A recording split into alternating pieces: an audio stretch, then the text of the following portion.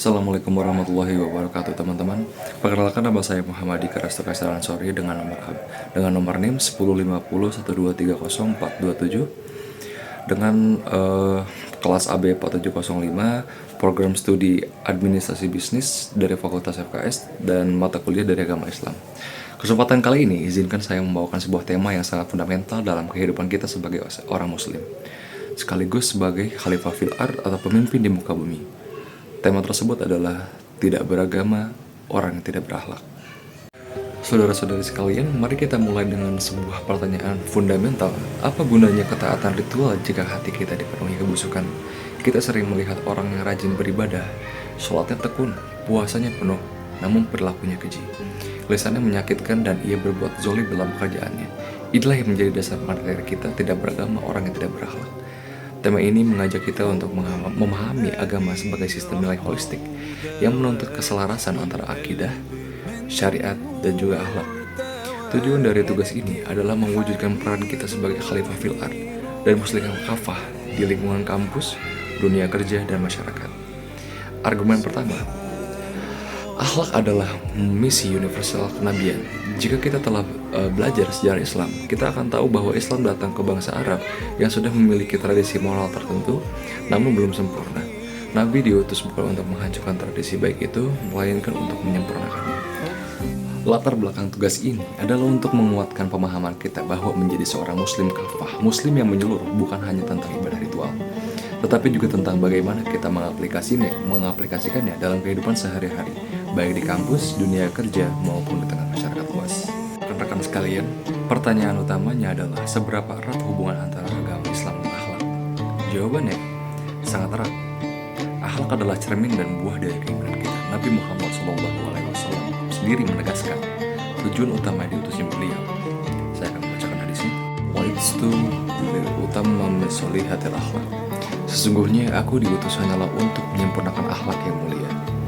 Jika misi utama Nabi adalah menyempurnakan akhlak, maka ibadah dan ritual kita harusnya bermuara pada kesempurnaan akhlak pula. Inilah mengapa akhlak dan adab kita di sesama manusia menjadi penentu kesempurnaan iman kita. Akhlak adalah tanda iman yang sempurna. Untuk memperkuat hal tersebut, mari kita renungkan hadis kedua yang menunjukkan bahwa akhlak adalah barometer hidup kita.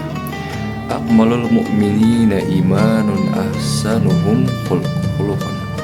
Orang mukmin yang paling sempurna imannya adalah yang paling baik akhlaknya. Ini jelas, kesempurnaan iman tidak diukur dari seberapa banyak kita beribadah ritual semata, melainkan dari seberapa baik akhlak kita terhadap tetangga, teman, keluarga, bahkan lawan. Iman yang sempurna selalu menghasilkan perilaku yang baik. Bukti akhlak dari Al-Quran. Akhlak yang paling mulia adalah sifat melekat pada uswatun hasanah kita. Nabi Muhammad SAW, Allah SWT berfirman dalam Quran surat Al-Qalam ayat 4, wa innaka la'ala khuluqin 'adzim. Dan sesungguhnya kamu benar-benar berbudi pekerti.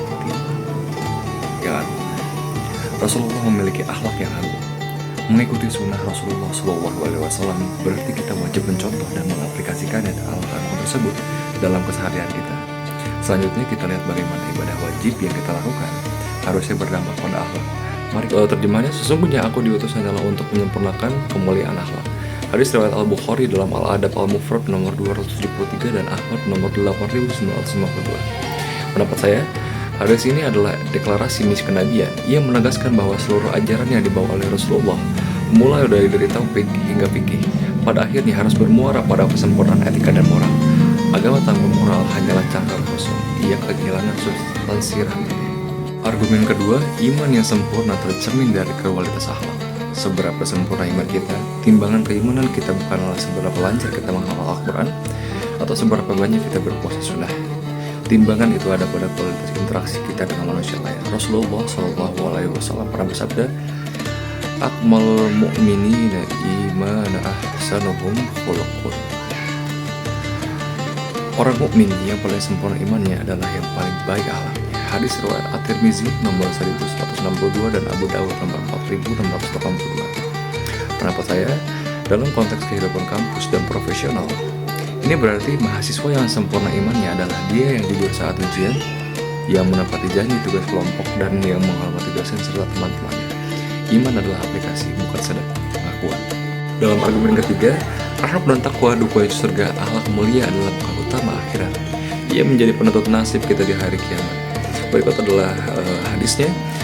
Aksaru ma yudkhilul jannati taqwa 'ala Allah wa husnul al-khuluq. Artinya, yang paling banyak memasukkan ke surga adalah takwa kepada Allah dan akhlak yang mulia. Hadis riwayat Tirmizi nomor 2004 dan Ibnu Majah nomor 4246. Pendapat saya, lihatlah akhlak mulia disejarkan dengan takwa. Ini adalah pesan kuat bahwa ibadah vertikal takwa pada Allah dan ibadah horizontal, yaitu akhlak pada sesama, adalah dua sayap yang harus kita miliki untuk terbang menuju jannah. Setelah kita menelaah dari Al-Quran, ini adalah fungsi ibadah adalah untuk mencegah kerusakan akhlak.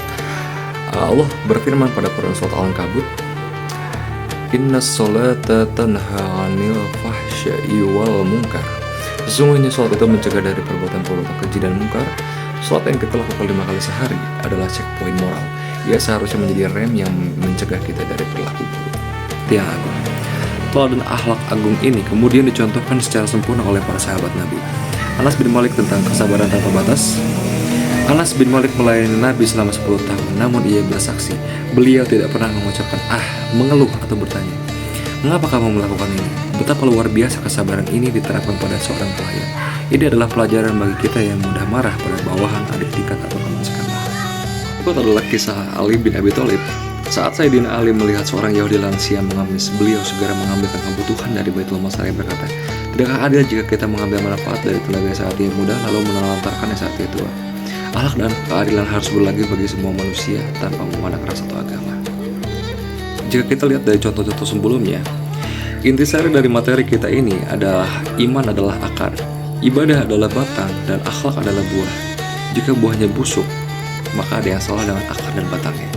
Islam mengajarkan kita untuk menjadi pribadi yang baik di hadapan Allah dan baik juga di hadapan manusia. Jadi, marilah kita semua sebagai mahasiswa Telkom yang berpegang teguh pada Islam, menjadikan akhlak mulia sebagai ciri khas kita. Mari kita buktikan bahwa mahasiswa yang beragama Islam adalah mahasiswa yang paling beretika, paling jujur, paling adil, dan paling bertanggung jawab. Dengan demikian, kita telah berhasil mengaplikasikan konsep dasar beragama Islam secara menyeluruh. Mungkin itu saja semua dari saya. Wassalamualaikum warahmatullahi wabarakatuh.